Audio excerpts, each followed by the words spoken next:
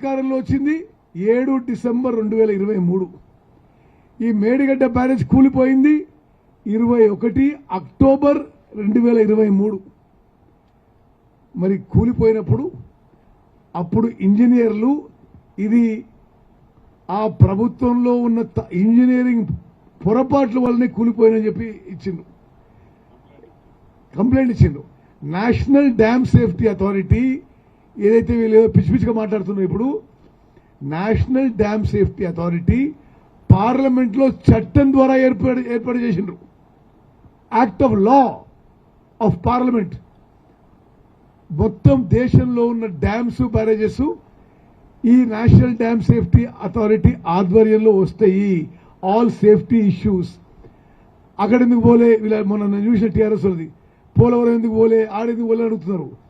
National dam safety authority వచ్చిందే, అది చట్టం కానీ సేఫ్టీ అథారిటీ వచ్చిందే 2022లో. మరి ఆ తర్వాత ఈ దేశంలో బ్యారేజీలు డ్యామ్లు అన్నీ కూడా వాళ్ళ కిందనే వస్తాయి. వాళ్ళ సలహా మేరకే మేము ముందుకు పోతున్నాము. వాళ్ళు మాట్లాడే పిచ్చి పిచ్చి మాటలు మీరు గమనించాలి. ఎందుకు ఎత్తలేరు, ఎందుకు పోస్తలేరు?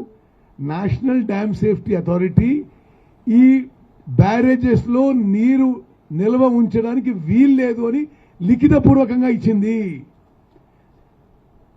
ఇంకా కొద్దిగా లోతుగా పోవాలంటే వాళ్ళు రాసుకున్న డిపిఆర్లోనే డీటెయిల్ ప్రాజెక్ట్ రిపోర్ట్లో ఆ 3 బ్యారేజెస్కి షీట్ పైల్ ఫౌండేషన్తో కట్టాలి అని రాసుకున్నారు.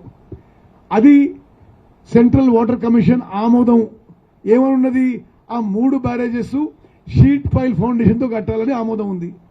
వీళ్ళొచ్చి మాకే అన్ని తెలుసు అన్నట్టు మరి ఆ 3 బ్యారేజెస్ది ఫౌండేషన్, దయచేసి అర్థం చేసుకోండి, సెంట్రల్ వాటర్ కమిషన్ ఒక ఫౌండేషన్ ఆమోదిస్తే వ్యాప్కోస్ డిపిఆర్లో అదే ఫౌండేషన్ ఉంటే వీళ్ళు ఆ ఫౌండేషన్ మార్చేసి షీట్ పైల్ ఫౌండేషన్ మార్చేసి secant pile ఫౌండేషన్తో కట్టిండ్రు.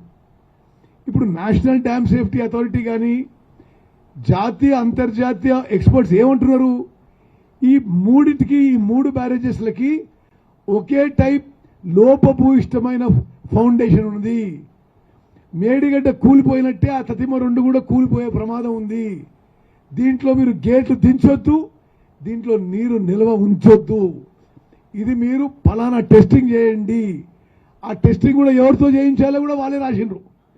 Central water and power research station, national geophysical research institute, ఇటువంటి ప్రతిష్టాత్మకమైన జాతీయ సంస్థలని తో టెస్టింగ్ చేయించండి. ఎందుకంటే వాళ్ళు సరిగ్గా సాయిల్ టెస్టింగ్ కూడా చేయలే. బ్యారేజ్ కట్టినప్పుడు సాయిల్ టెస్టింగ్ చేయించండి.